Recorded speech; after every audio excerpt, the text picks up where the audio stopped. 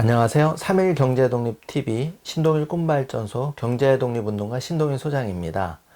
이번 시간에도 역시 그 EH 강은현 경매연구 소장님을 모시고 이번 시간에는 실전 케이스, 그래서 아파트, 상가, 토지, 특수 물건에 대해서 어떤 좀 케이스, 아주 돈이 되는 그런 거에 대해서 한번 구체적으로 좀 여쭤보는 지혜를 얻는 시간을 갖도록 할 건데요. 소장님 안녕하십니까? 네. 바쁘신 날 나와주셔서 감사드리고요.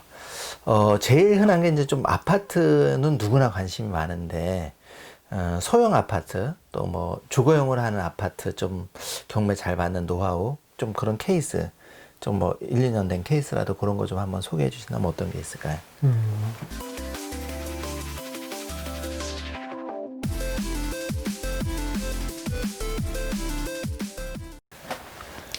그러니까 요 근래에는 사실 그 경매 시장에 경매를 잘 받는 방법은 사실 그 변별력을 좀 잃었던 것 같아요. 너무 가격이 이제 높다 네, 보니까. 워낙 저도 안타까운 게 저는 개인적으로 지금 현재까지 과거에 처음 경매 시장에 입문해서 일관되게 경매 시장의 가격을 정할 때는 시세 대비 할인율로 했습니다.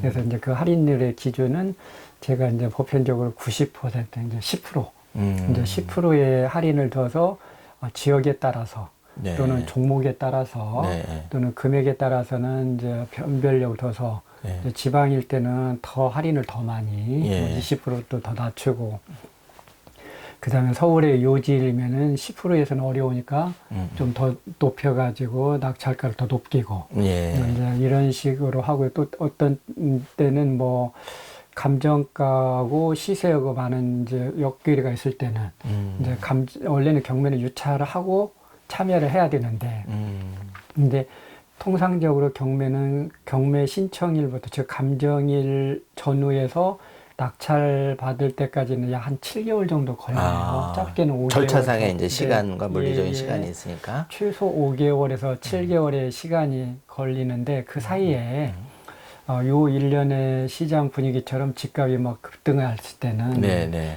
그 7개월 전 또는 5개월 전의 가격이 상대적으로 낮아 보이잖아요. 그러면 이런 때는 이제 유찰을 기다리면은 낙찰은 난망하니까 이때는 오히려 첫 기일에 이제 뭐 공격적으로, 원래는 그건 아주 신건에 낙찰받는 건 조심해야 되는데, 그동안 최근에 몇 년 동안의 집값의 급등은 이제 신건 낙찰도 하나의 뭐 그냥 일반적인 현상화 시켰는데요. 저는 이건 개인적으로 굉장히 유념해야 될 주제이다.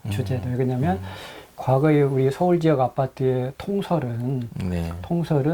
한 1.5위 정도 떨어졌어요. 서울에 있는 서울 소재 아파트는 경매에서 최종적으로 유찰이 이제 1.5에 낙찰되기까지의 유찰 횟수를 전수조사를 한 예가 있었는데, 요 자료에 가면 서울 지역 아파트 기준으로 평균이니까, 이 평균이라는 것은 더 떨어진 데도 있고 덜 떨어진 데도 있다라는 거잖아요. 네. 그래서 여하튼 1.5위 정도 떨어져야 되는데 최근에는 그렇진 않았다. 이제 요거를 이야기가 그만큼 이제 집값이 급등을 했다라는 이제 또 다른 표현이 되는데, 제가 팁으로는 이런 얘기를 하나 드리고 싶은 게, 제가 20년 동안 경매하면서 제가 20년 동안 같이 통계도 한번 들여다봤는데요.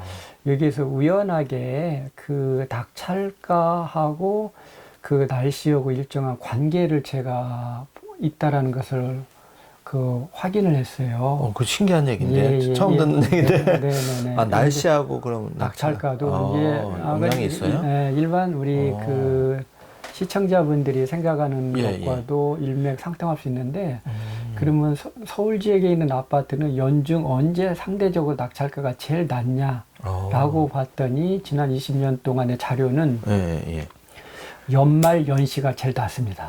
즉 기온적으로 한겨울이라는 거죠. 날씨가 추워지면 낙찰가도 같이 떨어진다라는 거고요. 그리고 두 번째 낙찰가가 낮은 때는 한여름입니다. 한여름. 7, 8월 달. 신기한데요. 연중 낙찰가가 가장 낮은 때는 11, 12, 1, 2월이고요. 그 다음에 7, 8월이 두 번째 낮고, 그러면 반면에 연중 서울 지역에서 상대적으로 낙찰가가 가장 높은 때는 어느 때냐? 봄, 가을입니다. 아, 날씨가 좀 좋을 때. 네네. 예, 이때면 선선한 바람이 불거나 훈풍이 불 때는 예, 상대적 이건 전국도 비슷해요. 서울뿐만 아니라 전국에 있는 경매 물건이 우연하게 이런 부분은 낙찰가하고 수은 지역은 일정한 정해 관계. 네. 그래서 제가 우리 시청자분들이 작은 도움이 된다라면 언제 입찰에 참여하려고 생각하시냐면 가능한 연말 연초에 12월 달이나 1월 달에 경매하는 게 상대적으로 가장 낙찰가를 싸게 살 수 있는 가능성이 높아진 것 같고요. 좀 가능한 자제하면 좋은 달이 5, 6월 또는 9, 10월 달. 이때는 근데 네. 어쩔 수 없는 게 이런 경우가 있습니다. 이제 제 얘기를 듣고 뭐 연말 연초에 경매하려고 모든 조사를 했는데 그때 경매 물건이 없을 수도 있어요. 네, 근데 이게 그렇죠. 경매의 가장 큰 단점이지 않겠습니까? 예. 찾을 때는 또 없고 하필이면 예. 피하라고 하는 5, 6월 달에 경매 나왔다. 네. 지금 아니면 지금 이제 10월 달에 경매 나오면 상대적으로 비쌀 수 있는데 9, 10월 달에 이런 때 나오면 어쩔 수 없이 입찰은 해야 되죠. 네. 대신 가격은 한없이 높게 쓰려고는 하진 않는 게 좋을 것 같다라는 생각이 상대적으로 그런 이제 그 참가율이 낮으니까 네. 유찰이 될 확률이 높아질 수도 있다. 높으니까 너무 이때는 무리하게 쓰지는 예. 말라는 거죠. 그렇죠. 예. 그리고 통계적으로 좀 그렇다. 다음에 만약에 이럴 수 있잖아요. 10월 달에 비싸게 낙찰 받았는데 그 유사 물건이 1월 달에 나와 있다. 그래서 지금 내가 낙찰 받은 금액보다 적게는 몇 천만 원에서 많게는 억 단위 싸게 들 수도 있거든요. 그러면 굉장히 속다가 그렇죠. 그리고 그렇죠. 또 속이 상할 수도 있으니까. 예. 그래서 이제 이 부분은 뭐 절대적인 기준은 아니더라도 그래도 지난 20년 동안 시장에서 어느 정도의 작은 변별력은 있을 수 있는 게 되니까요. 네. 참고를 하셔도 좋을 것 같습니다. 우리 그 강은현 소장님, 지금 건국대 부동산대학원 겸임 교수님의 3일 경제독립 최초 공개하는 경매 낙찰가와 그 계절 요인이 어떤 상관관계. 저도 되게 이게 공감하는 게 상대적으로 뭐 저 자신을 생각했을 때도 날씨가 추우면 일단 밖에 좀 움직이기가 싫잖아요. 그러면 웬만해서는 아예 또 법원까지 또 찬바람 맞아서 가야 된다면 굉장히 그럴 수가 있다. 근데 실제로 통계를 한 20년간 이렇게 살펴봤더니 굉장히 그런 상관관계가 있었다는 거는 한번 팁으로 좀 참고하셔도 우리가 좀 약간의 차별화가 또 큰 차이가 날 수도 있으니까 물론 이제 투자에 있어서 절대 뭐 어떤 게 맞다는 건 없지만 어디까지나 한번 참고하는 거는 굉장히 도움이 되실 수도 있다.